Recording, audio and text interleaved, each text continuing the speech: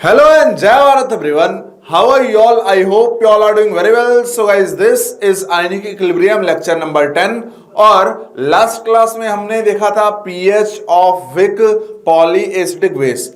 आज के इस प्यारे से क्लास में आयनिक इक्विलिब्रियम का एक बहुत ज्यादा इंपॉर्टेंट टॉपिक हम पढ़ने वाले हैं जिसका कि नाम है सॉल्ट हाइड्रोलिसिस। इस टॉपिक में बच्चों को काफी दिक्कत होती है, रीजन है कि वो फॉर्मूला याद करने चले जाते हैं। मैं आपको ट्रेडिशनल मेथड से चीजें यहाँ पे नहीं सिखाने वाला हूँ, मीन्स इस टॉपिक को हम फॉर्मूला से नहीं करने वाले हैं, इस टॉपिक को बिल्कुल बेसिक मेथड से हम करने वाले हैं।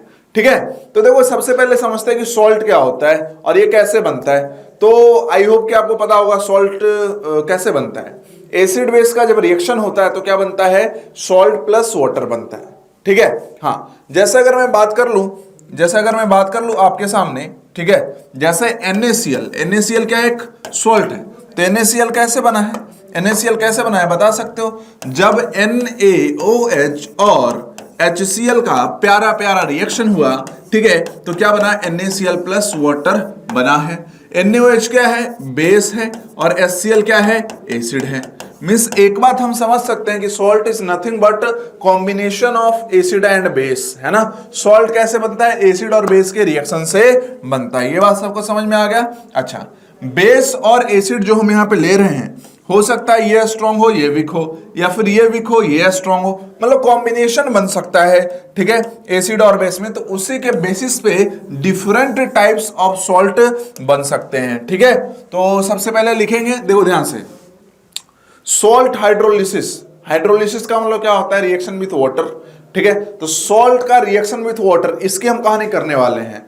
जब भी इस टॉपिक का आपको क्वेश्चन बनाना हो तो सबसे पहले आपको पहचानना है कि सॉल्ट किस टाइप का है, सॉल्ट किस टाइप का है। ठीक है, तो वो पहचान अभी हम कर लेते हैं, क्लास के पहले कर लेते हैं कि टाइप्स ऑफ सॉल्ट। ठीक है, तो इसमें डिफरेंट कैटेगरी आएगा। सबसे पहले लिखो salt of weak acid and a strong base, मतलब ये किसके कॉम्बिनेशन से बना होगा, विक एसिड और स्ट्रॉन्ग बेस के कॉम्बिनेशन से बना होगा। जैसे एग्जांपल यहां पे ले, और जो एग्जांपल आपको यहां पे लिखवाए जा रहे हैं उसी में से कोई आपके एग्जाम में आने वाले जेईई नीट में। ठीक है, हाँ, जैसे अगर हम बात कर लेते हैं CH3COO की, ठीक है, तो कैसे पहचानेंगे सर कि ये विक एसिड और स्ट्रॉन्ग बेस से मिलके बना है। हमें तो रिएक्शन दिया नहीं है, कोई बात नहीं, रिएक्शन नहीं दिया है, इसे केटाइन और एनायन को आप पहचानो। सबसे पहले क्या करना है, इसे केटाइन और एनायन को पहचानना है। तो देखो ध्यान से अगर हम देखें, क्या हम इसको ऐसे लिख सकते हैं CH3COO माइनस और Na प्लस, मींस इस सॉल्ट का जो केटाइन है वो Na प्लस है और एनायन जो है वो CH3COO माइनस है। हाँ या ना, हाँ सर। अब ये Na प्लस कहां से आया होगा, NaOH से आया होगा, जो कि क्या है, एक स्ट्रॉन्ग बेस है ना। Na प्लस किसका पार्ट है, स्ट्रॉन्ग बेस का पार्ट है। CH3COO माइनस कहां से आया होगा, ये किसका पार्ट रहा होगा, CH3COOH का पार्ट रहा होगा। ठीक है, मींस ये जो सॉल्ट बना है वो किसके रिएक्शन से बना होगा, CH3COOH और NaOH के रिएक्शन से बना होगा। ठीक है, तो CH3COO Na बनेगा और साथ में H2O रिलीज हो जाएगा। जैसे और प्यार से समझो, है ना, अगर आपको एकदम क्लियर समझना है ना, और थोड़े से आप कम भी माइंड लगाते हो तो भी कोई दिक्कत नहीं है। इसका रिएक्शन लिखो, क्या बनता, CH3COO Na प्लस H2O।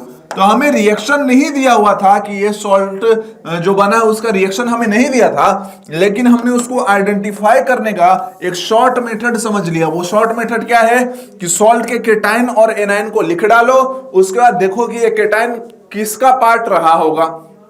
तो Na प्लस है तो NaOH का पार्ट रहा होगा, NaOH क्या है, स्ट्रॉन्ग बेस है इसलिए, और CH3COO माइनस किसका पार्ट रहा होगा, CH3COOH का पार्ट रहा होगा।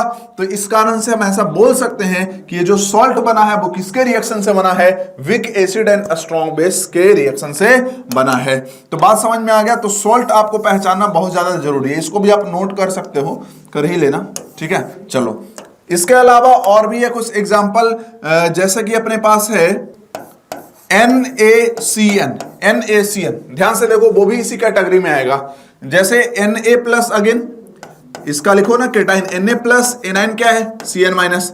Na प्लस किसका पार्ट रहा होगा, NaOH का, जो कि क्या है, एक स्ट्रॉन्ग बेस है। Cn माइनस किसका पार्ट रहा होगा? HCN का, जो कि क्या है? एक वीक एसिड है।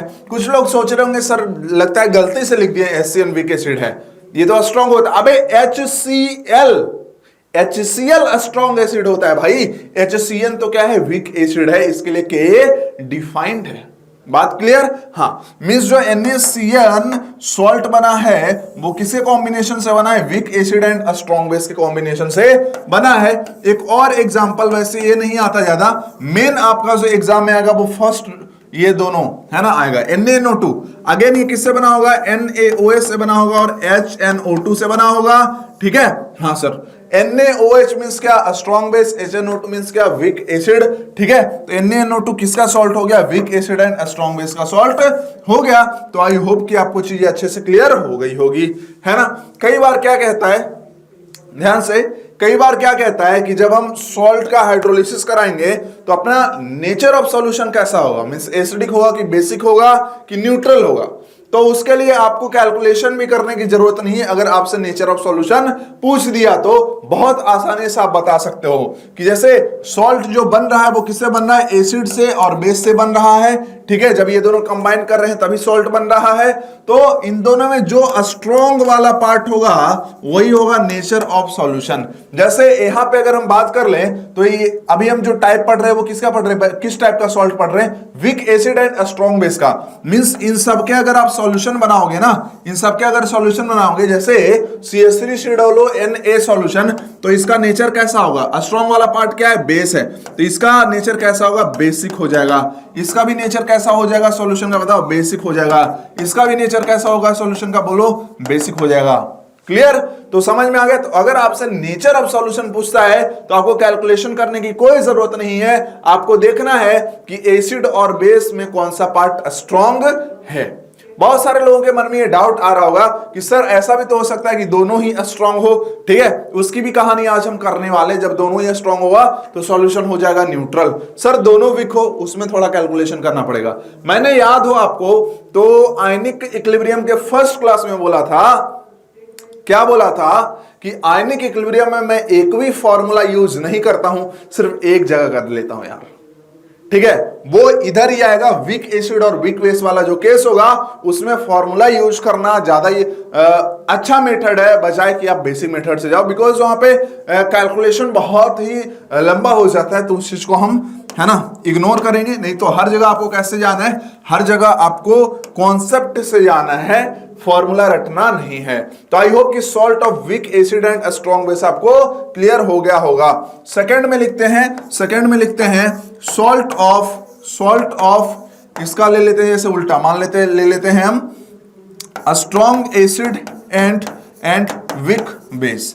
फॉर एग्जाम्पल अगर हमने ले लिया, मोस्ट कॉमनली जो आता है हमारे एग्जाम में वो है NH4Cl।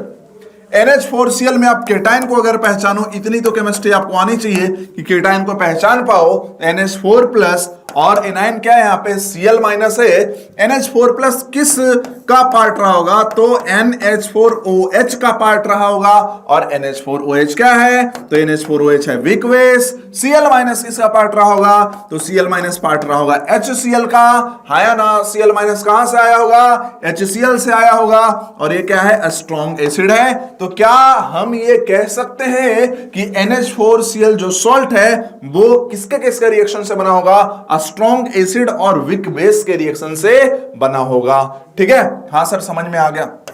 उसके बाद एक सॉल्ट और है RnH3 प्लस Cl माइनस। ये देख के लोग डर जाते हैं, है ना? अरे सर ये क्या दे दिया सर, ये क्या है सर?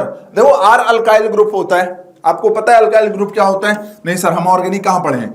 एक बात बताओ, अल्केन पढ़ा होगा बचपन में पढ़ा होगा अल्केन। जैसे CH4 को क्या बोलते हैं? मीथेन बोलते हैं। CH4 को क्या बोलते हैं? मीथेन बोलते हैं, है ना? C2H6 को क्या बोलते हैं? इथेन बोलते हैं, है ना? बेसिकली जो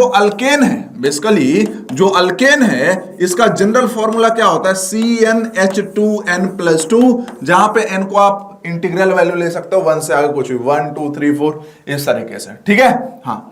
अब देखो अल्केन का अगर एक हाइड्रोजन कम कर दो तो बन जाता है अल्काइल, है ना? हमने क्या किया? अल्केन का एक हाइड्रोजन खींच दिया बाहर, है ना? तो ये क्या बन जाएगा, अल्काइल बन जाएगा। ये क्या बन जाएगा, अल्काइल बन जाएगा। ठीक है, हाँ, जैसे अगर CH4 मीथेन कहला रहा है, तो इससे एक हाइड्रोजन हटा दो तो CH3 बचेगा और कार्बन की एक वैलेंसी फ्री हो जाएगी। क्योंकि कार्बन ने अभी 3 ही बॉन्ड बनाया है, बना 4 सकता है। ठीक है, तो इसको क्या बोलेंगे, मिथाइल बोलेंगे, है ना, इसको बोलेंगे मिथाइल।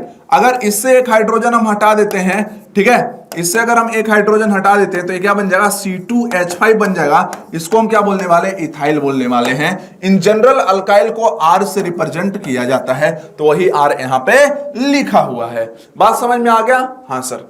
अब देखो ये कैसे बना होगा, तो ये देखो बना होगा RnH2 और HCl से।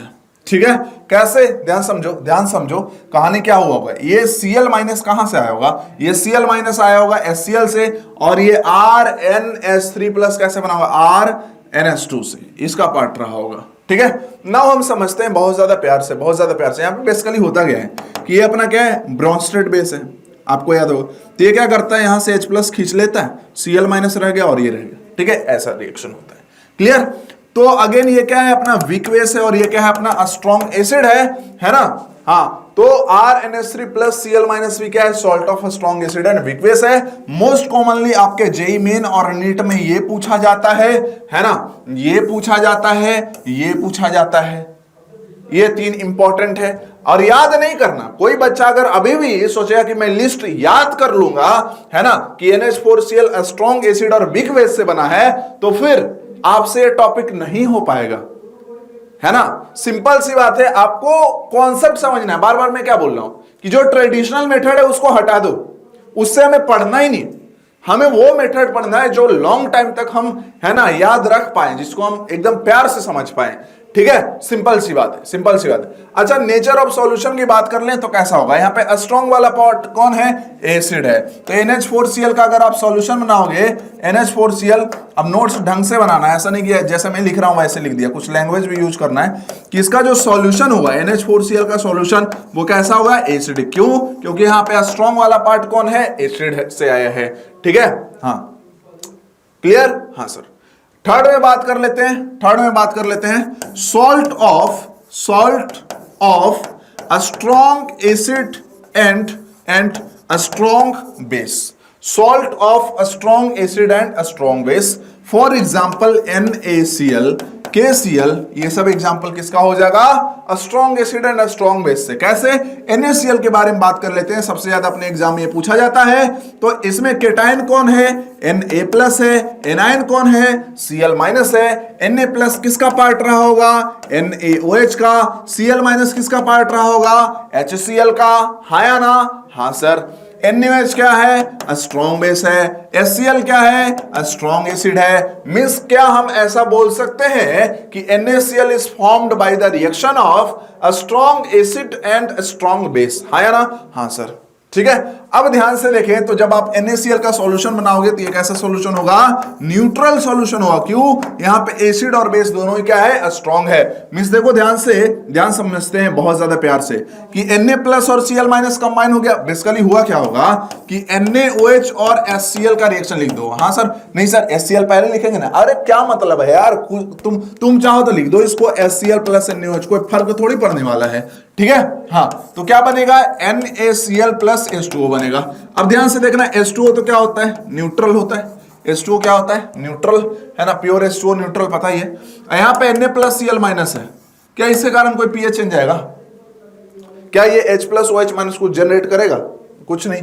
ठीक है, तो इसका मतलब इसके कारण भी सॉल्यूशन क्या रहेगा, न्यूट्रल। तो ओवरऑल सॉल्यूशन क्या रहेगा, न्यूट्रल ही रहेगा। सिमिलरली KCl की बात कर लें तो KCl कैसे बना होगा, KOH और HCl के रिएक्शन से बना हुआ। तो KOH again a strong base. हाँ या ना? हाँ या ना? हाँ सर।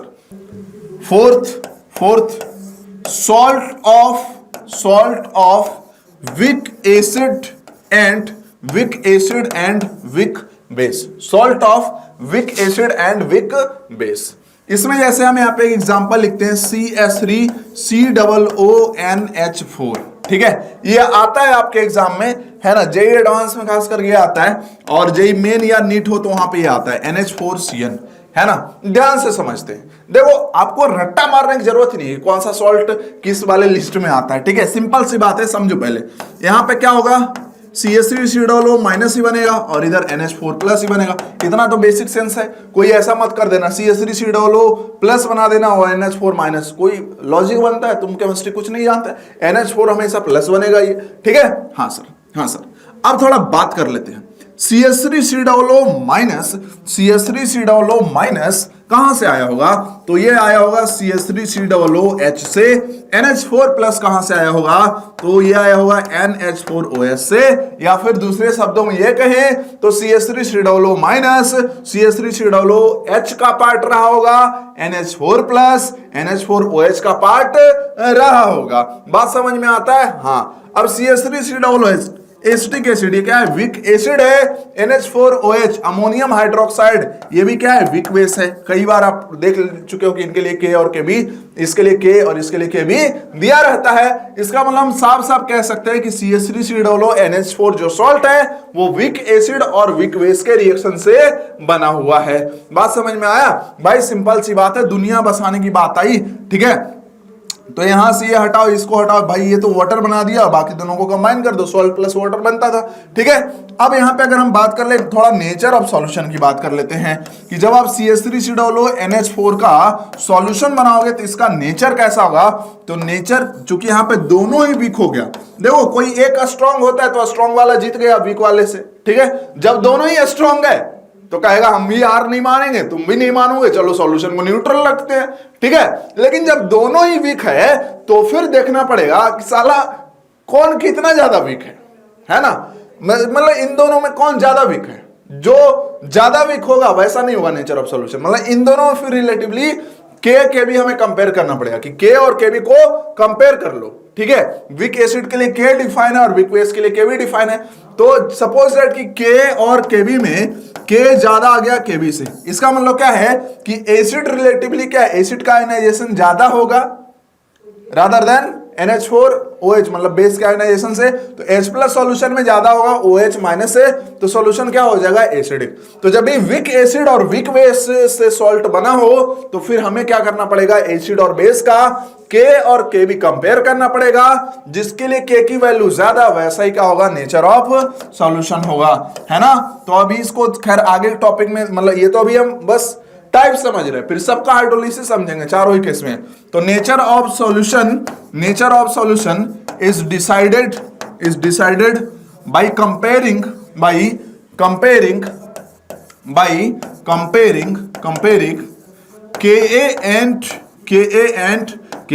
Ka and Kb। बात समझ में आता है? जैसे साफ साफ लिख सकते हो कि if Ka is greater than Kb तो फिर सॉल्यूशन कैसा हो जाएगा? एसिडिक सॉल्यूशन होगा, है ना। सिंपल सी बात है, क्योंकि फिर एसिड वाला पार्ट ज्यादा मिल रहा है हमें, है ना। मतलब H प्लस ज्यादा मिलेगा, K चूंकि ज्यादा एसिड का आयनाइजेशन ज्यादा हो रहा है, K और Kb क्या है? बराबर है, तो सॉल्यूशन क्या हो जाएगा? फिर न्यूट्रल हो जाएगा। और अगर K की वैल्यू कम है Kb से, मतलब बेस वाली प्रॉपर्टी ज्यादा है उस सॉल्यूशन में, ठीक है, तो फिर क्या हो जाएगा? सॉल्यूशन का नेचर हो जाएगा बेसिक। बात समझ में आ गया? तो आई होप कि आपको टाइप्स ऑफ सॉल्ट समझ में आ गया और नेचर ऑफ सॉल्यूशन भी आपको समझ में आ गया होगा, ठीक है। क्लियर? हाँ सर। देखो होता क्या है ना कि सॉल्ट हाइड्रोलिसिस में जो क्वेश्चन आने वाले हैं वो पहले से ही फिक्स्ड है कि कौन से क्वेश्चन आएंगे। बस आपको क्या करना है कि प्रैक्टिस कर लेना है। इसके बावजूद लोगों से क्वेश्चन नहीं होता है, तो कुछ तो बात है इस टॉपिक में। रीजन क्या है कि लोग रट्टा मारना चाहते हैं। हम कहेंगे मत रट्टा मारो, अदरवाइज आयनिक बहुत हार्ड लगने वाला है। और अभी तो आपको समझ में आ भी जाएगा, लेकिन आपका एग्जाम अगले साल है, तो 6 महीने के बाद आपको आयनिक समझ में नहीं आएगा अगर आप रट्टा मारोगे तो, ठीक है। आयनिक इक्विलिब्रियम है कि प्रैक्टिस करते रहना है। 2-3 महीने में एक बार 10 क्वेश्चन 15 क्वेश्चन प्रैक्टिस करते रहना है, तो आयनिक आपका स्ट्रॉन्ग रहेगा, अदरवाइज वीक हो जाएगा, है ना। समझ रहे हो बात को मेरी? क्लियर है? किसी कोई डाउट, परेशानी, दिक्कत, कंफ्यूजन नहीं है? अब NH4Cn की बात कर लें तो यहाँ पे अगेन देखते हैं NH4 प्लस है, Cn माइनस है, ये कहां से आया होगा? NH4OH से आया होगा। और ये कहां से आया होगा? HCl से। HCl क्या है? Weak acid. और NH4OH क्या है? ये है अपना वीक बेस। तो आई होप कि टाइप्स ऑफ सॉल्ट सबको क्लियर हो गया होगा। क्लियर? हाँ या ना? हाँ या ना? हाँ सर। दिक्कत किसी को, परेशानी, कंफ्यूजन नहीं है सर? बहुत प्यार से समझ में आ गया। देखो सॉल्ट हाइड्रोलिसिस करने के लिए पहले आपको सॉल्ट समझना बहुत ज्यादा जरूरी है। सो गाइस, अब हम बात करने वाले हैं hydrolysis of salt of weak acid and strong base की। सबसे पहला केस ये है, एक को आप अगर प्यार से समझ लेते हो तो बाकी के 3 केस भी आप उसी पैटर्न पे आसानी से कर पाओगे। वैसे मैं तीनों ही, बाकी इसके बाद जो 3 है वो भी मैं क्लास में करवाऊंगा, लेकिन समझने में आपको आसानी होगी, इसलिए जितना ज्यादा आपको कंसंट्रेशन लगाना है वो सिर्फ और सिर्फ इसी एक केस को समझने में लगाना है, बाकी अपने आप समझ में आएगा। ठीक है, तो जैसे अगर मान लेते हैं कि आपको देखो क्या दिया रहेगा क्वेश्चन में, कि जैसे हमने ले लिया यहाँ पे फॉर एग्जांपल जो सॉल्ट लिया है वो लिया CH3COONA, हाँ या ना, एग्जांपल ले सकते हैं ऐसा कि ये कैसा है, salt of weak acid and strong base है, अभी पढ़ा है। ठीक है, तो इसका आपको कंसंट्रेशन एग्जाम में दिया रहेगा कि लेट मोलर कंसंट्रेशन, आपको दिख रहा है कि नहीं, चलो डार्क कलर से लिखते हैं, let molar concentration of CH3COONA this is equal to C mole per litre. ये आपको क्या है, दिया हुआ है। ठीक है, और आपसे पूछ दिया कि बताओ pH ऑफ दिस सॉल्यूशन क्या होगा, तो सारी कहानी हम करेंगे। देखो जितने भी पूछे जाते कहानी हम सब करेंगे सॉल्ट हाइड्रोलिसिस में। ठीक है, तो देखो सबसे पहले बात करते हैं कि CH3COONA क्या है, एक स्ट्रॉन्ग इलेक्ट्रोलाइट है। याद हो आपको कि सॉल्ट क्या होता है, स्ट्रॉन्ग इलेक्ट्रोलाइट होते हैं एक्सेप्ट एस्पायरिंगली सॉल्युबल सॉल्ट। ठीक है, तो ये अपना CH3COONA ये क्या है, अपना स्ट्रॉन्ग है ना इलेक्ट्रोलाइट है। तो ये सॉल्यूशन में जैसे ही जाएगा तो इरिवर्सिबली अपने आयंस में 100% आयोनाइज होगा। CH3COO माइनस बनाएगा और साथ में क्या बनाएगा, Na प्लस बनाएगा। तो अगर हम बात कर लेते हैं कि एट T इक्वल टू 0 पे, मींस ये जब आयोनाइज नहीं हुआ है तो ये C मोलर है, तब ये बना ही नहीं है। ठीक है, लेकिन जैसे आपने सॉल्यूशन में डाला, सॉल्यूशन बनाया, सॉरी वाटर में डाला एक्वा सॉल्यूशन बनाने के लिए। ठीक है, तो फाइनली क्या होगा, ये तो पूरा खत्म। क्यों, ये स्ट्रॉन्ग इलेक्ट्रोलाइट है, 100% आयोनाइज हो जाएगा। ये रिएक्शन बैलेंस्ड है, ध्यान से देखो, जब ये एक कंज्यूम होता है तो ये एक बनता है, ये भी एक बनता है। तो जब ये C कंज्यूम होगा तो ये क्या बनेगा, इसकी मोलैरिटी होगी C मोलर और इसकी भी मोलैरिटी क्या होगी, C मोलर होगी। बात समझ में आता है। मैंने आपको बहुत ज्यादा प्यार से बताया था कि आयनिक इक्विलिब्रियम आसान करना है तो आपको इलेक्ट्रोलाइट की भी पहचान आसानी से करनी है और उसके रिएक्शन सही लिखने हैं। कोई बंदा अगर यहां पर रिवर्सिबल रिएक्शन लिख देगा फंस जाएगा। ठीक है, क्यों, मैंने बोला था जो स्ट्रॉन्ग एसिड है, स्ट्रॉन्ग बेस है, फिर सॉल्ट है, तो इनका आयनाइजेशन इरिवर्सिबली तरीके से लिखेंगे। एसिड और बेस का रिएक्शन है, ये रिएक्शन हम इरिवर्सिबल लिखेंगे। बात समझ में आता है। तो ये सारे पॉइंट आपके माइंड में एकदम अच्छे से क्लियर होना चाहिए, जबकि सारी बेसिक बातें मैंने बता दी है। फिर भी बहुत सारे ऐसे बच्चे होंगे जिनको कि ये चैप्टर हार्ड लगेगा। रीजन क्या है, उन्होंने बेसिक मेथड पढ़ा होगा, है ना, कभी पढ़ा होगा, इसे बोर्ड में ही पढ़ लिया बेसिक मेथड एनसीईआरटी का। ठीक है, और उसके बाद सोचते हैं कि हम वही कर लेंगे और हम पास हो जाएंगे।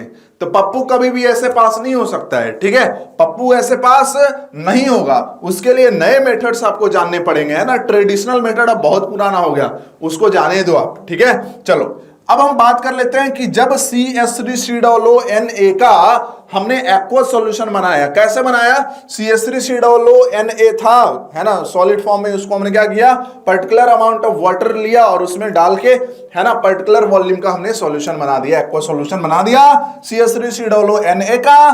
तो ये एक्वस सॉल्यूशन में CH3COO माइनस और Na प्लस बना लेगा। इसका कंसंट्रेशन C मोलर, इसका concentration C molar. Means strong electrolyte means salt के आयोनाइजेशन के बाद हमें दो आयन मिलेंगे, एनायन और केटायन। अब देखते हैं कि यहाँ पे भाई किसका हाइड्रोलिसिस हो सकता है। This is very very important, समझना कि अगर मैं बात कर लेता हूं हाइड्रोलिसिस ऑफ, है ना, हाइड्रोलिसिस ऑफ Na+। सर ऐसा आप क्यों देख रहे हो, सॉल्ट हाइड्रोलिसिस पढ़ रहे हैं ना, सॉल्ट हाइड्रोलिसिस पढ़ रहे हैं। तो यहां पे देखो, जब सॉल्ट एक्वस फेज में गया तो ये तो ओरिजिनल स्टेट में है नहीं, ये तो आयन में टूट गया। तो सॉल्ट हाइड्रोलिसिस मींस इस सॉल्ट के आयन का हाइड्रोलिसिस देखना है। क्लियर, हाँ सर। तो सबसे पहले हम Na+ का हाइड्रोलिसिस देखते हैं। ठीक है, अच्छा भाई देख लेते हैं Na++ H2O। हाइड्रोलिसिस रिएक्शन हमेशा रिवर्सिबल लिखना है, Na++ H2O। ध्यान देना, ये क्या बनाएगा, ये अपना बना देगा, ध्यान समझते हैं, ये बनाएगा अपना NaOH ठीक है, Na प्लस है, OH माइनस एक्सेप्ट किया, NaOH कंबाइन होकर दुनिया बसा लिया और साथ में क्या बन गया, ये H प्लस बन गया। अब देखो NaOH क्या है, एक स्ट्रॉन्ग बेस है, तो ये तो भैया वाटर में ही तो सॉल्यूशन बनाए हो, ठीक है, ये सारी कहानी तो वाटर में ही हो रही है। तो भाई स्ट्रॉन्ग बेस है NaOH, वाटर में क्या NaOH की तरह रह सकता है? नहीं, ये क्या है, स्ट्रॉन्ग इलेक्ट्रोलाइट है। तो क्या ये 100% आयोनाइज हो जाएगा? किसमें आयोनाइज हो जाएगा? Na plus Na plus aqueous and OH minus aqueous में आयोनाइज हो जाएगा। और सॉल्यूशन में पहले से ही कौन था, ये H प्लस था। अब देखो ध्यान से, अब देखो कितना मजेदार कहानी आने वाला है कि ये H प्लस इस OH माइनस को देखता है ना, तो OH माइनस को भी कुछ कुछ होता है और H प्लस तो लाइन मार ही रहा है, ठीक है, H प्लस तो लाइन मार ही रहा है। OH माइनस को कहते हैं एक दूसरे को देख के कि चलो हम अपनी दुनिया बसाते हैं। क्यों बसाते हैं भैया? हम दोनों कभी भी अलग नहीं रह सकते। जब भी H प्लस और OH माइनस दिख जाएगा तो ये कंबाइन होके है ना वाटर बना लेगा, फटाक से वाटर बना लेगा। मींस अपना नेट जो है ना, आफ्टर रिएक्शन चीजें लिखेंगे तो ये क्या होगा, Na प्लस प्लस क्या होगा, H2 होगा। तो हमने चला कहां से था, रिएक्शन हमने स्टार्ट कहां से करा था, Na प्लस प्लस H2O से, और हमें प्रोडक्ट भी क्या मिला finally, Na plus plus H2O से ही मिला। तो क्या आपको लगता है कि कोई रिएक्शन हुआ है? नहीं हुआ भाई। रिएक्टेंट और प्रोडक्ट सेम तो कैसा रिएक्शन, रिएक्टेंट और प्रोडक्ट सेम, तो ये कैसा रिएक्शन है जिसमें रिएक्टेंट और प्रोडक्ट सेम है? तो रिएक्शन काय का हुआ, नहीं हुआ, ठीक है, सिंपल सी बात है। तो इसका मतलब हम ये कह सकते हैं कि hydrolysis of Na plus does not occur. Clear? हाँ, तो यहां पे लिख सकते हो कि hydrolysis of Na plus does not occur. और यहां से एक मैं कॉन्सेप्ट आपको बताता हूं जो आपको हर जगह लगाना है, उसके बिना आप सॉल्ट हाइड्रोलिसिस नहीं कर पाओगे। एक बात बताओ, Na प्लस किसका पार्ट रहा था, स्ट्रॉन्ग एसिड, सॉरी यहां पे तो वीक एसिड और स्ट्रॉन्ग बेस का। Na प्लस ध्यान से देखे कहां से आया था, NaOH से आया था। NaOH क्या था, स्ट्रॉन्ग बेस था। तो जो भी आयन स्ट्रॉन्ग एसिड या स्ट्रॉन्ग बेस का पार्ट होगा तो उसका हाइड्रोलिसिस नहीं होगा, और ऐसे आयन को हम स्पेक्टेटर आयन बोलते हैं। तो यहां पे नोट में लिख लेना या कॉन्सेप्ट करके लिख लेना, करके लिख लेना कि the ion which is the part of a strong acid or a strong base, है ना। आयन के ब्रैकेट में लिख लेना except H plus and OH minus, ठीक है, except H plus and OH minus, ठीक है। The ion which is part of a strong acid और a strong base is called spectator मतलब देखने वाला, is called spectator ion and no hydrolysis of such ion occurs. समझ में आ गया बच्चों? हाँ सर समझ में आ गया। क्लियर। जैसे मान लो अगर आपने लिया होता Cl माइनस, मान लो कोई सॉल्ट लिया उसमें Cl माइनस दिख गया आयन, तो क्या Cl माइनस का हाइड्रोलिसिस होगा? नहीं। क्यों? Cl माइनस कहां से आया होगा? HCl से आया होगा। HCl क्या है? स्ट्रॉन्ग एसिड है। तो Cl माइनस किसका पार्ट है? स्ट्रॉन्ग एसिड का पार्ट है। तो Cl माइनस का हाइड्रोलिसिस नहीं होगा। रीजन क्या है? सेम कहानी होगी। अगर Cl माइनस और H2 लेकर चलोगे ना तो आफ्टर रिएक्शन भी आपको सेम चीज मिलेगा। मींस क्या बोलेंगे? रिएक्शन थोड़ी हुआ है ना, नहीं हुआ। क्लियर? तो एक बात, अब आ जाते हैं वापस हम अपने टॉपिक पे। ये सबको समझ में आ गया? This is very very important. सिर्फ ये एक केस में नहीं लगेगा, ये पूरे सॉल्ट हाइड्रोलिसिस में कहीं भी लगा सकते हैं। ये तो कॉन्सेप्ट है। क्लियर? हाँ सर। अब बात कर लेते हैं इसकी, ठीक है, hydrolysis of salt of weak acid and strong base. Means इसका जो एग्जांपल लिए थे, तो इसका तो हाइड्रोलिसिस पॉसिबल नहीं है। ये क्या भाई लिख दोगे? No hydrolysis. इसका तो हाइड्रोलिसिस हुआ नहीं। अब दूसरे वाले को देखते हैं, CH3COO माइनस। क्या ये स्ट्रॉन्ग का पार्ट है? नहीं सर। CH3COO माइनस कहां से आया होगा? CH3COOH से आया होगा, और CH3COOH क्या एक वीक एसिड है। तो क्या हम ऐसा कह सकते हैं कि CH3COO माइनस का तो सर हाइड्रोलिसिस होगा सर, है ना? होगा, है ना? तो मैं भी कहूंगा होगा। ठीक है, लिखो फिर हाइड्रोलिसिस ऑफ CH3COO माइनस। है ना, means hydrolysis of CH3COO Na का मतलब क्या हो गया, हाइड्रोलिसिस ऑफ CH3COO माइनस। ठीक है, अच्छा अब लिखते हैं CH3COO minus. Hydrolysis means reaction with water, हमेशा हाइड्रोलिसिस रिएक्शन क्या होगा, रिवर्सिबल होगा। अब बनेगा क्या, देखो ये माइनस है तो वाटर का H+ खींचेगा, ठीक है, और ये दुनिया बस आएगा CH3COOH और साथ में क्या रिलीज हो जाएगा भाई, OH माइनस। ठीक है, जब भी आपको आफ्टर रिएक्शन डायरेक्ट H+ या OH माइनस दिख जाता है कोई एक, जैसे यहां पे सिर्फ OH माइनस दिख रहा है, H+ तो कहीं नहीं दिख रहा, तो अपना सॉल्यूशन कैसा हो जाएगा, बेसिक हो जाएगा नेचर में।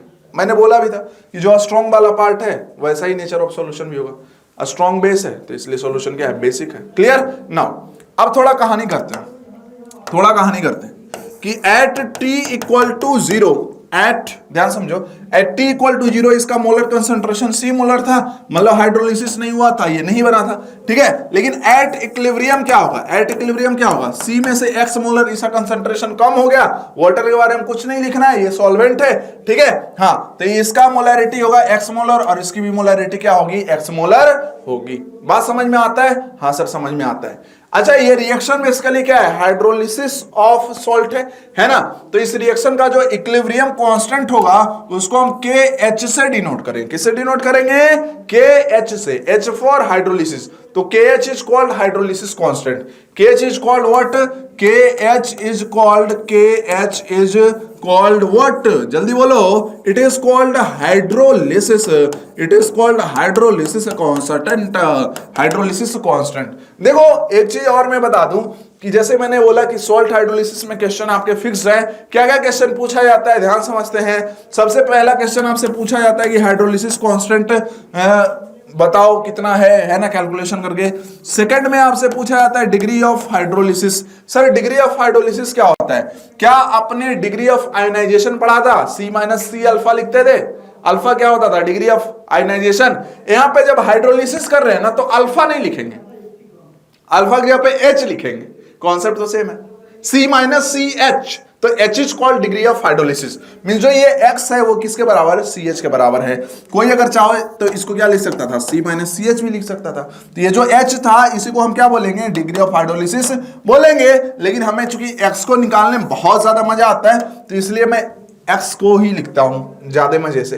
ठीक है, थर्ड में आपसे पूछा जाएगा pH ऑफ सॉल्यूशन, और चौथा क्वेश्चन जो आता है वो होता है नेचर ऑफ सॉल्यूशन, है ना, नेचर ऑफ सॉल्यूशन। तो सॉल्ट हाइड्रोलिसिस में ये चार ही क्वेश्चन आपसे पूछे जाते हैं। क्वेश्चन तो पहले से ही फिक्स्ड है, फिर भी लोग नहीं कर पाते, रट्टा मारते हैं और उनको पता नहीं चलता है कि सॉल्ट हाइड्रोलिसिस कब करना है कब नहीं करना है। ठीक है, रीजन क्या है, रट्टा मार रट्टा मार रट्टा मार, है ना, रट्टा मार।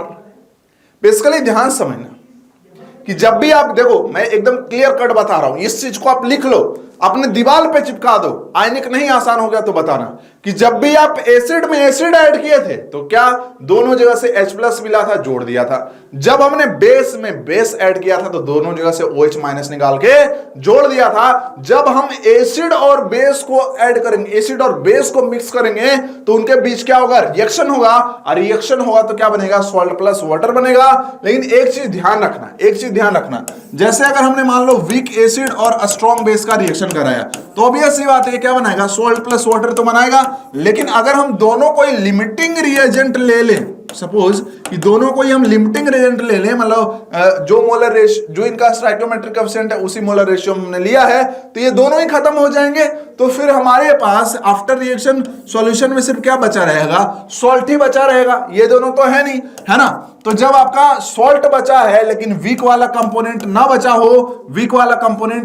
हो, मींस इन शॉर्ट मैं ऐसा कह सकता हूं, मान लो इसको लिमिटिंग रिएजेंट नहीं लोगे तो भी काम चल जाएगा। ये अभी आपको समझ में आएगा, अभी नहीं समझ में आ रहा थोड़ा सा समझ लो, ये आगे चल के आपको समझ में आएगा। ठीक है, और क्लियर है ना। लेकिन ये समझो ना, थोड़ा सा दिमाग लगाओ कि वीक एसिड वाला अगर लिमिटिंग रिएजेंट होगा, मान लो ये लिमिटिंग रिएजेंट नहीं है तो ये प्रेजेंट है और ये प्रेजेंट है, ठीक है। लेकिन अगर वीक एसिड लिमिटिंग रिएजेंट नहीं है तो रिएक्शन तो हो ही रहा है ना, अरे कुछ बच जाएगा, ये एक्सेस मिल जाती है, कुछ बच जाएगा और सॉल्ट भी बनेगा। तो वीक एसिड और उसी का सॉल्ट बनेगा। आपने बोर्ड में पढ़ा होगा, ये क्या बना देगा, एसिडिक बफर बना देगा। एसिडिक बफर बना देगा और फिर कहानी उसके लिए अलग हो जाएगी। तो लोगों को प्रॉब्लम क्या होता है? प्रॉब्लम ये होता है कि देखो, अगर हाइड्रोलिसिस वर्ड यूज कर दिया, बफर वर्ड यूज कर दिया, तब तो वो टॉपिक पहचान जाते हैं कि अच्छा ये इस टॉपिक का क्वेश्चन है, और करते हैं कुछ लोग, ठीक है। लेकिन जैसे ही मान लो सिर्फ बोला है कि इतना एसिड लिया, इतना बेस दिया और रिएक्ट करवा दिया, और क्वेश्चन में ना तो हाइड्रोलिसिस वर्ड यूज किया है और नहीं बफर वर्ड यूज किया है, तो अब सोचते साला अब कैसे निकाले, क्या लगा यहाँ पे, सॉल्ट हाइड्रोलिसिस की बफर। तो सिंपल सी बात है यार कि अगर वीक और उसका सॉल्ट बन जाता है तो तो बफर बना देगा, लेकिन अगर वीक बचे ही नहीं तो फिर सॉल्ट हाइड्रोलिसिस होगा। क्लियर? कुछ लोग सोच रहे होंगे सब सर जब ये लिमिटिंग एजेंट नहीं होगा तो क्या ये दोनों मिलकर बफर नहीं बनाएगा? बोर्ड में अगर आपने पढ़ा हो, नहीं पढ़ा हो तो कोई बात नहीं, मैं पढ़ाऊंगा 2-3 क्लास के बाद, ठीक है, कि बफर हमेशा वीक इलेक्ट्रोलाइट प्लस उस सॉल्ट से बनता है, स्ट्रॉन्ग वाले से नहीं बनता। क्लियर? हाँ सर, बात की बात है, ये समझ में आ गया। ये 4 चीज हमसे पूछा जाएगा, ठीक है। अच्छा, अब KH की वैल्यू सबसे पहले निकालते हैं। KH की वैल्यू हम सबसे पहले निकालेंगे, तो निकालो सर, हमने आपको रोका तो नहीं है। देखो देखो, कैलकुलेशन ऑफ KH, टॉपिक लिखना साइड में, इधर नहीं, calculation of KH, calculation of KH। जैसे अगर मैं आपके सामने लिखता हूं CH3COOH, CH3COOH, तो ये टूटेगा तो क्या बनाएगा? ये बनाएगा CH3COO माइनस और प्लस H प्लस, और इस रिएक्शन के लिए क्या डिफाइन होगा? K ऑफ CH3COOH, क्योंकि ये आयनाइजेशन ऑफ एसिटिक एसिड है ना। सिमिलरली अगर हम देखें आयनाइजेशन ऑफ वाटर लिखे H2O goes to H plus plus OH minus, तो इस रिएक्शन में क्या डिफाइन होगा? KW डिफाइन होगा, आपको याद हो, ठीक है। फर्स्ट वाले, इसको मैं रिएक्शन फर्स्ट बोल रहा हूं, इसको मैं 2 बोल रहा हूं। Reverse reaction 1 and add it into 2 क्या होगा फिर? ध्यान से समझते हैं, ये हो जाएगा CH3COO minus plus H plus, this goes to CH3COOH, हाँ या ना। और फिर साथ में अगर हम देखें तो H2O, this goes to H plus plus OH, इन दोनों को आप ऐड कर दो। ऐड करोगे तो कोई फायदा होगा क्या? ये जो H प्लस है ना वो कैंसिल हो जाएगा, और फिर क्या आ जाएगा रिएक्शन? अपना नेट रिएक्शन आएगा CH3COO minus plus H2O, this goes to CH3COOH और प्लस OH माइनस, ठीक है। इस रिएक्शन के लिए डिफाइन हुआ था K ऑफ एसिटिक एसिड, इस रिएक्शन के लिए डिफाइन हुआ था KW, सॉरी इसके लिए 1/K हो जाएगा ना, उल्टा किया था, 1/K, और सेकेंड वाले रिएक्शन के लिए KW। जब हम 2 रिएक्शन को ऐड करते हैं तो टारगेट रिएक्शन का इक्विलिब्रियम कांस्टेंट कैसे निकालोगे? ये 2 जो रिएक्शन है जिसको हमने ऐड किया है उसका इक्विलिब्रियम कांस्टेंट मल्टीप्लाई हो जाएगा, ठीक है। मींस ये क्या हो जाएगा? KW इंटू 1/K हो जाएगा, जिसको अगर हम प्यार से लिखे तो ये क्या हो जाएगा? KW/KA हो जाएगा। This is the K equilibrium of this reaction. Clear?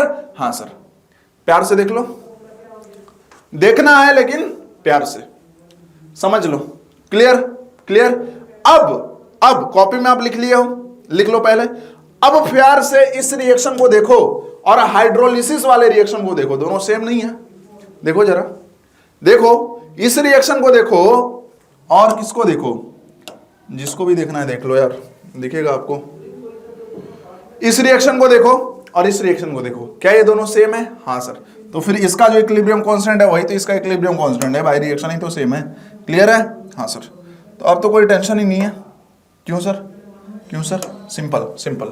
यहां पे अगर हम ध्यान से देखें तो KH हम ऑलरेडी निकाल चुके हैं कि जो KH होगा, KH वो किसके बराबर होगा? ये होगा KW/K ऑफ एसिटिक एसिड के बराबर होगा। बात समझ में आता है? सिंपल। अब देखो, हर बार सॉल्ट जब देगा ना तो ये चीज आपको नहीं करना है। एक ट्रिक बता देता हूं कि जब आप हाइड्रोलिसिस करा रहे हो और आपको KH लिखना है तो सिंपल सी बात है, क्या करना है? हाइड्रोलिसिस कराने के बाद इधर जो वीक वाला पार्ट बन रहा है ना उसका डिसोसिएशन कांस्टेंट से KW को डिवाइड कर देना। हाइड्रोलिसिस कराया, हाँ सर, क्या बना? Acetic acid. KH निकालना है, हाँ सर, कैसे निकालेंगे? KW लिखना है और अपॉन क्या कर देना है? Dissociation constant of this dissociation constant of this. Clear? तो K ऑफ CH3COOH से हमने डिवाइड कर दिया और ये हमने ट्रिक से बता दिया आपको और इधर हमने प्रूफ भी कर दिया। तो पहले आया प्रूफ, उसके बाद क्या आया? ट्रिक आया। ठीक है, जैसे मान लो यहाँ पे NH4+ का हाइड्रोलिसिस हो रहा होता, जो कि हमारे डिस्कशन का फिलहाल पार्ट नहीं है लेकिन समझा रहा हूं मैं, है ना, इसको मैं फिर मिटा भी दूंगा। NH4+H2O, इसका अगर हम हाइड्रोलिसिस कराते तो क्या बनता? NH4OH बनता और साथ में क्या बन जाता? देखो NH4OH, OH माइनस इसके साथ चला गया तो H+ यहाँ पे बच जाता। इस रिएक्शन का KH लिखना होता तो मैं क्या करता? KW, और यहाँ पे ये बना NH4OH जो कि क्या है? वीक बेस है, इसके लिए आपको KB दिया रहेगा तो KB ऑफ NH4OH से डिवाइड कर देते हैं। वैसा प्रोसेस करने की कोई जरूरत नहीं पड़ता। तो आई होप कि समझ गए हो कि KH कैसे लिखते हैं। तो एक तो आंसर अपने को मिल चुका है, एक आंसर अपने को मिल चुका है कि KH कैसे निकालते हैं। इसका आंसर ढूंढ लिया, सॉरी कुछ ज्यादा ही ढूंढ लिया, उसको हटाना ही पड़ गया। ठीक है, इसका आंसर हमने ढूंढ लिया है। अब डिग्री ऑफ हाइड्रोलिसिस निकालते हैं। वो कैसे निकालेंगे भाई? अगर X आ जाएगा तो X को CH के बराबर लिख देंगे। C क्या है? कंसंट्रेशन ऑफ CH3COO माइनस है। क्लियर? नाउ अगर हम KH को लिखें बेसिक, है ना, कॉन्सेप्ट से, तो ये क्या होगा? Concentration of CH3COOH into concentration of OH minus divided by concentration of CH3COO minus. कुछ लोग सोचेंगे H2O क्यों नहीं लिख रहे? भाई ये सॉल्वेंट है, ये अपने प्योर स्टेट में प्योर लिक्विड नहीं लिखते हैं इक्विलिब्रियम कांस्टेंट के एक्सप्रेशन में। ठीक है, हाँ क्लियर? हाँ सर, समझ में आ गया? हाँ सर। नाउ बात करते हैं, थोड़ा बात करते हैं। कौन सी बात करते हैं, है ना, और एक्सेस में भी है, ये सॉल्वेंट है तो इसलिए भी नहीं लिखेंगे। देखो CH3COOH, इसका कंसंट्रेशन क्या है? इक्विलिब्रियम X है, OH माइनस कंसंट्रेशन X है ना, तो ऊपर तो आएगा x² और नीचे क्या आ जाएगा? C minus X। This will be equal to what? This will be equal to KH। अब ध्यान से समझो, ध्यान से समझो, ये जो X है, ध्यान से देखो, एकदम कॉन्सेप्ट है, जो आपने पढ़ा है ना वही है, नया आप नहीं आएगा कैलकुलेशन में। ठीक है, ये जो X है वो C के रेस्पेक्ट में नेग्लेजिबल होगा कि नहीं होगा, इसके लिए हम क्या देखेंगे? इसके लिए हम KH की वैल्यू देखेंगे। तो KH की वैल्यू अगर लेस और इक्वल टू 10⁻⁻5 हो तो X C के रेस्पेक्ट में नेग्लेक्ट हो जाएगा, C के रेस्पेक्ट में नेग्लेक्ट हो जाएगा। सिंपल सा कॉन्सेप्ट है।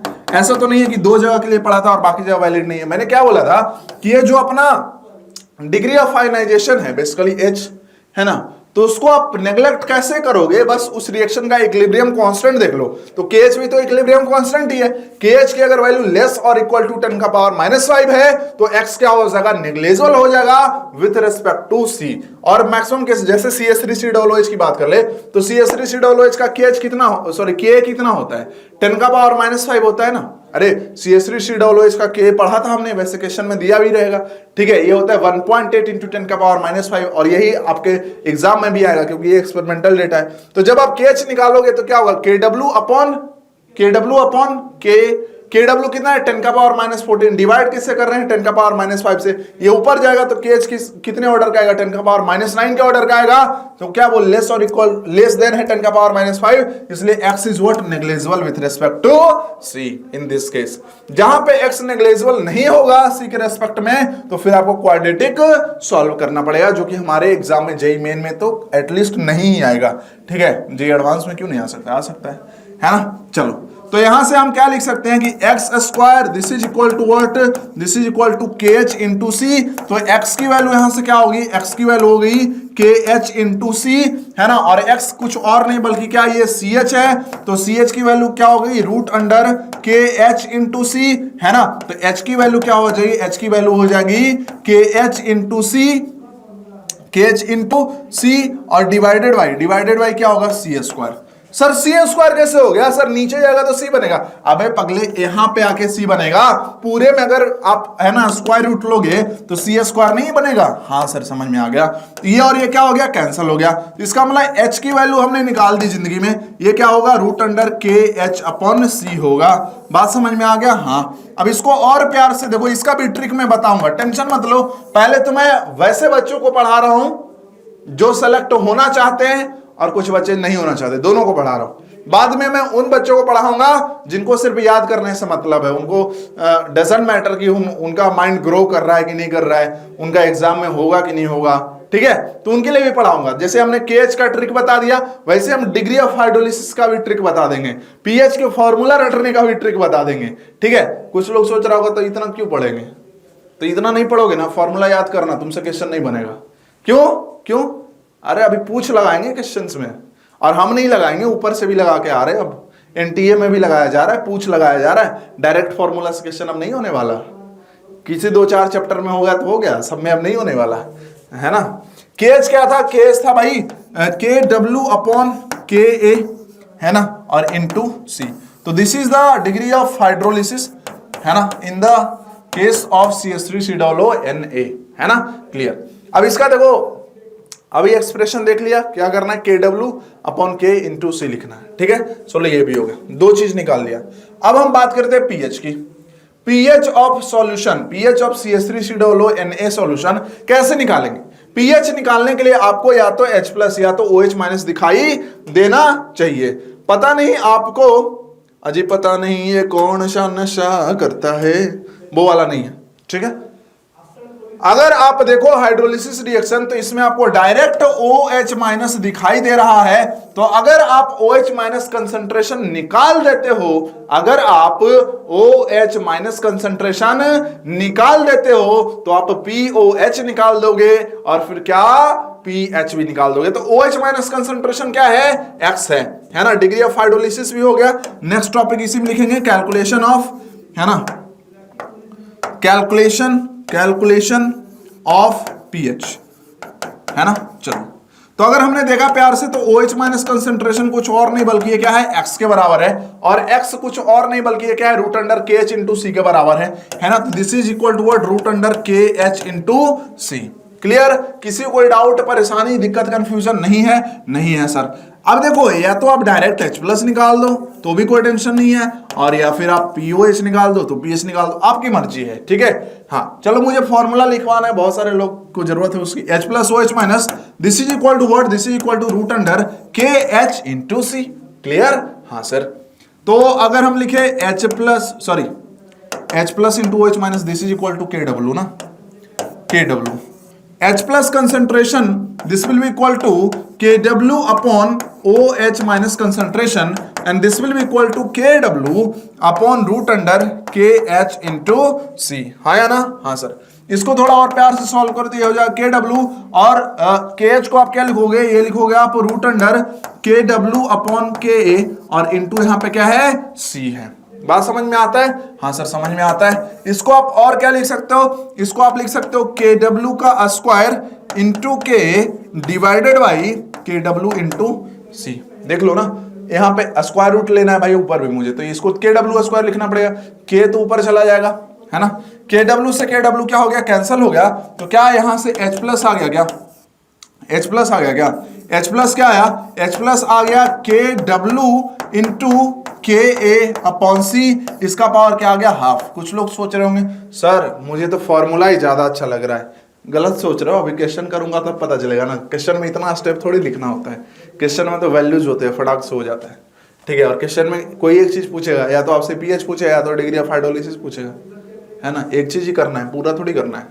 चलो, अब अगर दोनों तरफ हम लॉग ले लेते हैं, तो log H+ concentration, this will be equal to what, this will be equal to log KW into KA upon C का पावर हाफ, है ना, which can be written as, this can be written as half log KW plus log KA minus log C। समझ में आया? देख लो, ये क्या है, log H+ कंसंट्रेशन है, लेकिन हमें तो pH लिखना है, तो हमें क्या चाहिए, माइनस log H+ कंसंट्रेशन चाहिए। तो सिर्फ माइनस तुम लेफ्ट साइड मल्टीप्लाई करोगे और राइट साइड नहीं मल्टीप्लाई करोगे तो गलत हो जाएगा। क्यों? तुम्हारे चचा विधायक तो होंगे ही नहीं कि तुम कुछ भी करो सब सही हो जाएगा, ठीक है। हाँ सर समझ में आ गया सर, सही बोल रहे आप, मेरे चचा विधायक नहीं है। तो माइनस हर एक टर्म में मल्टीप्लाई होगा, minus log KW minus log KA, और यहाँ पे माइनस माइनस मल्टीप्लाई होकर क्या हो जाएगा, प्लस हो जाएगा log C, ठीक है। माइनस log H+ को हम क्या लिखते हैं, PH लिखते हैं, ये क्या हो जाएगा, हाफ। और माइनस लॉग के डब्ल्यू मतलब क्या हो गया पी के डब्ल्यू, माइनस लॉग के मतलब क्या हो गया पी के ए हो गया, और प्लस क्या हो गया लॉग सी हो गया। तो this is the formula of pH of, है ना, salt hydrolysis of weak acid and a strong base. लेकिन वही तो कह रहा हूं, फॉर्मूला रट के आप क्वेश्चन थोड़ी बना पाओगे, ठीक है। ये फॉर्मूला से पीएच आप तभी निकाल पाओगे, ये फॉर्मूला से, ध्यान समझो, ट्रेलर देता हूं, कैसा मैं क्वेश्चन कराऊंगा थियरी होने के बाद, ट्रेलर, है ना। और मैं सिर्फ नहीं, अब एग्जाम में भी ऐसा आ रहा है, बात ये समझ लो, ऐसा नहीं कि मैं सिर्फ करा रहा हूं, ठीक है, एग्जाम में भी ऐसा आ रहा है, आपको ये समझ लेना है, ठीक है। जैसे एक ट्रेलर देता हूं आपको, मैं बता रहा हूं, ध्यान समझो। जैसे आपको बोला है CH3COOH, है ना, और साथ में लिया है NaOH, पता ही है कि ये क्या बनाएगा, CH3COO Na बनाएगा, साथ में क्या बनाएगा, H2O बनाएगा। अगर आपसे ऐसा बोल दिया गया, अगर आपसे बोल दिया गया कि 100 ml 0.1 m CH3COOH को मिक्स कर दिया 100 ml 0.2 m NaOH के साथ, तो बताओ पीएच ऑफ सॉल्यूशन क्या होगा। ऐसा question, this is the hardest question for JEE Main, JEE Advanced के लिए नहीं, हाँ जेई एडवांस में भी ऐसे ही आता है, मतलब ऐसा ही आता है, उसमें भी हाई लेवल नहीं, इतना ही होता है। अब देखो ऐसा जैसे ही बोला ना, लोगों के माइंड गुल, कौन सा फॉर्मूला लगा यहाँ पे, CH3COOH का भी सर ने बताया था, NaOH का भी बताया था, यहाँ तो दोनों को मिक्स कर दिया, अब कौन सा लगाए। तो अरे पगले देखना यार, ये क्या एसिड है, के दिया हुआ है तुमको, के इसका दिया रहेगा CH3COOH का 1.8 × 10⁻⁵, है ना। हाँ ध्यान समझते, बहुत ज्यादा प्यार से, क्या प्यार समझेंगे कि देखो भैया ये है एसिड, ये है बेस, होगा रिएक्शन कौन सा, ये होगा, है ना। चलो भैया, जब एसिड बेस का रिएक्शन लिखना है तो अगर रिएक्शन अगर बैलेंस करना है तो कर लो, नहीं तो मिली इक्विवेलेंट पे काम कर लेना, ठीक है। तो 100 × 0.1, है ना, इसका मिली मोल हो जाएगा, और इस CH3COOH का एन फैक्टर भी इतना ही है, तो ये क्या हो जाएगा, मिली इक्विवेलेंट ऑफ CH3COOH हो जाएगा कि नहीं हो जाएगा। सिमिलरली अगर हम NaOH की बात करें तो 100 × 0.2, है ना, और NaOH का N factor 1, this is equal to what, milliequivalent of NaOH। Milliequivalent क्यों लिख रहे हैं, क्योंकि वॉल्यूम मिलीलीटर में दिया हुआ है।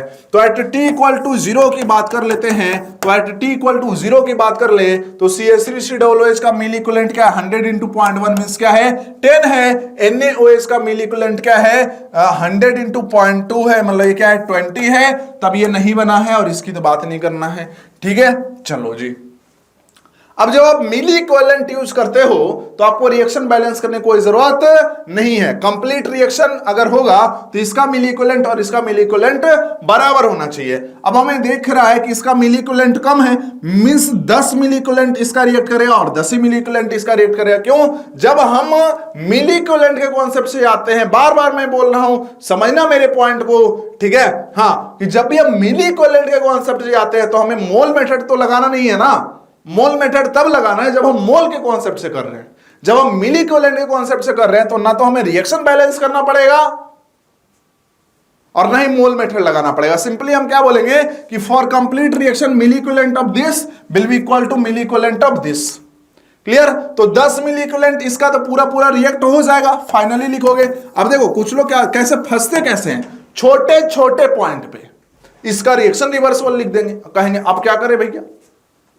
बताया हुआ जितनी बात मैंने बोला है ना उसको नोट करके चिपका दो दीवार में, आयनिक आसान होगा। और नहीं अगर वो चीज करोगे आप तो मैं गारंटी देता हूं अगले साल तक आप रोते रहोगे आयनिक कारण। और आयनिक इक्विलिब्रियम एक ऐसा चैप्टर है जो आपका सिलेक्शन ही नहीं दिलाता है, रैंक बनाता है।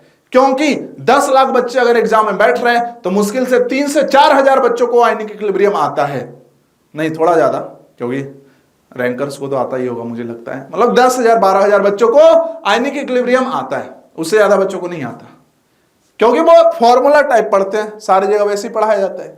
इसलिए तो आपको डिसाइड कर लो कि आप कॉन्सेप्ट सीख के 10 से 12,000 वाले बच्चों में आना चाहते हो कि फॉर्मूला रट के आप फालतू के बाहर जाना चाहते हो। क्योंकि एक क्वेश्चन अगर आपने नहीं किया तो 4 नंबर आपका जाता है, अगर किया और गलत हो गया तो 5 नंबर जाता है। और 5 नंबर अगर जाए और सपोज डेट आपका रैंक आ रहा था, मान लो 5 नंबर नहीं गया होता तो 12,000 15,000, वो 5 नंबर गया ना, सीधा आपका रैंक 20,000 हो जाएगा। 5 नंबर पे 5,000 रैंक आप पीछे चले जाओगे। समझ रहे हो बात को मेरी? तो इसलिए कितना इंपॉर्टेंट है क्वेश्चन भी, कितना इंपॉर्टेंट है। ये तो आपको रैंक दिला देगा यार, तो इसमें मेहनत कर लो। एक बार मैं पटना में पढ़ा रहा था टारगेट बैच को, तो वहां पे टीचर ऐसे ही पढ़ाते सब, रट्टा मार मैं गया ऐसे पढ़ाने लगा, तो वो बोल रहे ना सर, हाँ बिहार में तो ऐसे ही बात करते ना, सर ये इतना बड़ा चैप्टर है, इसको पढ़ने का जरूरत है क्या, मतलब एक ही क्वेश्चन तो आता है। तो हम कहे टॉपर भी तो यही सोचता होगा ना तुम्हारे जैसा है, एक ही क्वेश्चन आता है वो भी तो पूरा करता है क्या, उसके लिए सिलेबस कम कर देते हैं क्या, या जो टॉपर आता है उसके लिए 2-4 क्वेश्चन पूछ देते हैं क्या। और हुआ भाई दबे क्या कि उस साल आइनिक से 3 क्वेश्चन पूछ दिया। 2018 का ऑफलाइन पेपर उठा के देख लेना, 3 क्वेश्चन पूछ दिया आइनिक से। लो जी कर लो बात, एक क्वेश्चन आता है, कोई फिक्स नहीं है ना, पूछ सकता है। अब देखो फाइनली क्या होगा, ये तो पूरा खत्म हो जाएगा, ये 20 में 10 खत्म होगा और इसका बनेगा कितना, 10 मिली इक्विवेलेंट बनेगा। बात समझ में आता है, ये सब लिखा हुआ है मिली इक्विवेलेंट लिखा हुआ है, मिली इक्विवेलेंट लिखा हुआ है। बात क्लियर। अब देखो ध्यान से, अगर आप इसमें जैसे मिली इक्विवेलेंट आ गया, तो इसका अगर आप चाहो तो क्या मिली मोल भी निकाल सकते हो। मिली मोल इसका क्या हो जाएगा, मिली इक्विवेलेंट के बराबर है, क्योंकि एन फैक्टर क्या है 1 है। कैसे बनी आपको पता होगा, तो ये है ना मिली मोल 10 हो गया। टोटल वॉल्यूम क्या हो जाएगा, सॉरी 1 मिनट माइक,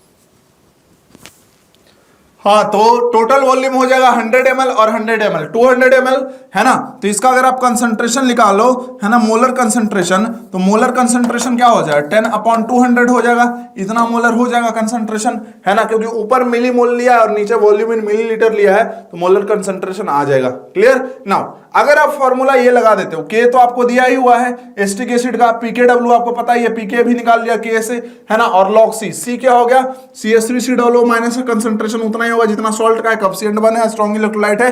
ठीक है, तो आपने इस फॉर्मूले को लगा के अगर इस क्वेश्चन का pH निकाल दिया तो आपने गलत कर दिया।